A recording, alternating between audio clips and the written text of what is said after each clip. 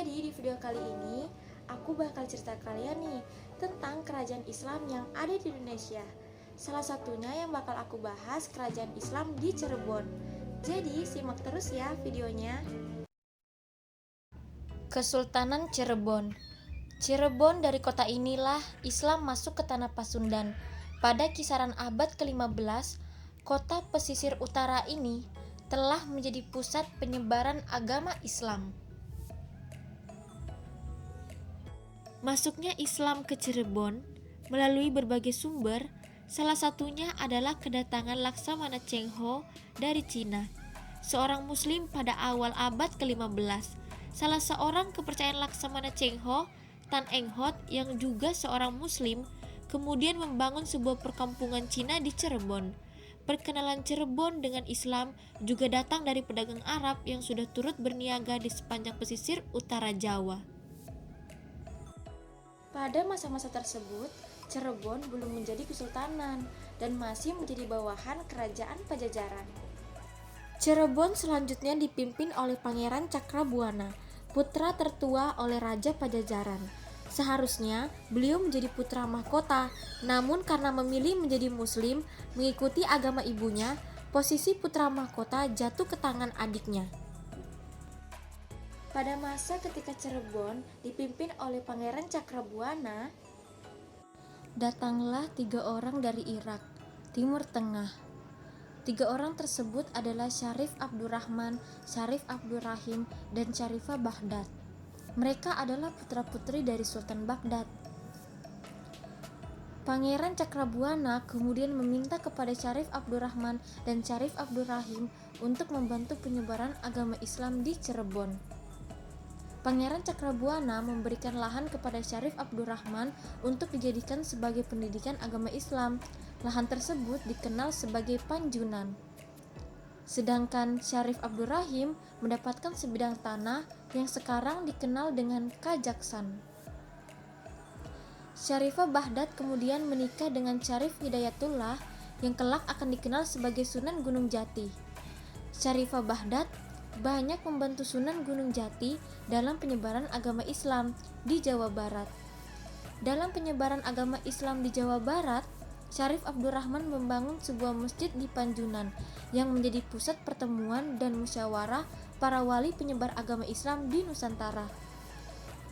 Di Kajaksan, Syarif Abdurrahim juga mendirikan sebuah masjid yang arsitekturnya tidak jauh berbeda dengan masjid di Panjunan. Pada perkembangan selanjutnya, perlahan-lahan Cirebon dihuni oleh mayoritas muslim, sementara Cirebon dalam proses perkembangan Islam secara masif. Pangeran Cakrabuana terus menyebarkan agama Islam di seluruh wilayah Cirebon. Dalam masa-masa tersebut, Pangeran Cakrabuana sempat menunaikan ibadah haji. Sepulangnya dari haji, Pangeran Cakrabuana mendapatkan nama muslim Haji Abdullah Imam. Dalam perkembangannya, terjadi hubungan yang dekat antara Cirebon dengan Demak. Demak yang ketika itu menjadi pusat penyebaran agama Islam di Jawa bagian tengah dan timur, memiliki kerjasama dengan Cirebon yang menjadi pusat penyebaran Islam di Jawa bagian barat. Meskipun sudah mengalami perkembangan Islam yang pesat, Cirebon ketika itu masih di bawah kekuasaan Pajajaran. Syarif Hidayatullah yang merupakan salah satu wali Songo giat mengembangkan agama Islam tidak hanya di Cirebon, tetapi di beberapa bagian wilayah lainnya. Para sunan anggota wali Songo memberikan gelar Ingkang Sinuhun Kanjeng Susunan Jati Purba Panata-Panatagama Aulia Allah kututupi zaman Khalifator Rasulullah Shallallahu Alaihi Wasallam kepada Syarif Hidayatullah. Penyebaran agama Islam yang dilakukan oleh Syarif Hidayatullah dan murid-muridnya berhasil mencapai Sumedang, Ukur di Bandung, hingga ke Garut. Syarif Hidayatullah menggunakan pendekatan sosial budaya sehingga ajarannya yang mudah diterima dan dipahami oleh masyarakat setempat. Tahun 1489, sebuah masjid besar dibangun di dekat istana Cirebon. Masjid Sang Cipta Rasa dibangun oleh Syarif Hidayatullah yang dibantu oleh Raden Sepat, arsitek dari Majapahit, serta melibatkan Sunan Bonang dan Sunan Kalijaga. Di dalam menyebarkan agama Islam, Syarif Hidayatullah banyak mengadopsi berbagai kebudayaan lokal. Salah satu tradisi yang dia sudah lakukan dengan ajaran Islam adalah Grebek Syawal yang dilaksanakan setelah Hari Raya Idul Fitri. Pada tahun 1568, Syarif Hidayatullah tutup usia. Beliau dimakamkan di Istana Gunung Sambung atau dikenal juga sebagai Gunung Jati.